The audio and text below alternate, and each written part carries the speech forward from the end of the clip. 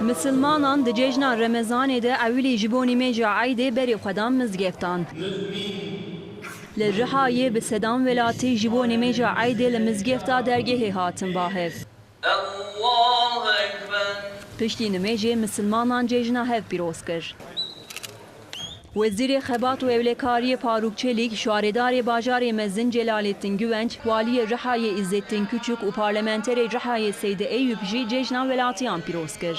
Rojiya me ji Silvana re mübarek ve Eid Arafatê me ji çevrê me re vî arî înşallah bîzna Xwedê av veke lêke gelê Misilmana Eid Arafatê wan mübarek. Egiya dayê xwe kirin, Xwedê qebûl bike. Li Agiriyê jî li gundê ozanlarê welatiyan li mizgefta gund nîmêja Eydê kir. Li vir jî ji bo aşitî, biratî û mazlûmên li cihanê da hatin kirin. Piştî nîmêjê welatî cejna hev pîroz kirin û çûn ser goristanan û ji bo miriyên xwe dua kirin û yasîn xwendin.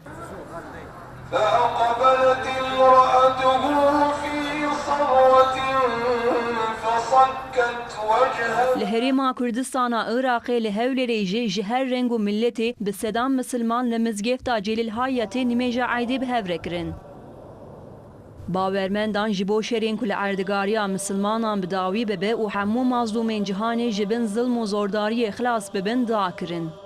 Piştî nîmêjê bawermendan cejna hev pîroz kir. Waliyê Hewlêrê Nevzat Hedî jî cejna hemû Misilmanan pîroz kir û balkişand ku rêxistinên wek Daişê li ser navê Misilmantiyê zilmê dikin. Cejna cejnî debêt xweşî bê bo Misilmanan kە دەبین بەداخەوە لەو کاتەدا وڵاتی مسلمانان لە هەمووی خەیران و ڕوبەڕووی کوشتن و توندی و تیژیدانا کە دەبینین لە وڵاتی لە شام لە مەسر لە فڵەستین لە لیبیا لە عێراق کە دەبینین خەڵکێک بەداخەوە بە ناوی ئیسلام شوێنی پێغەمبەران و پیاوچاکان و مەزار و مزگەوتەکان دەتەقێننەوە.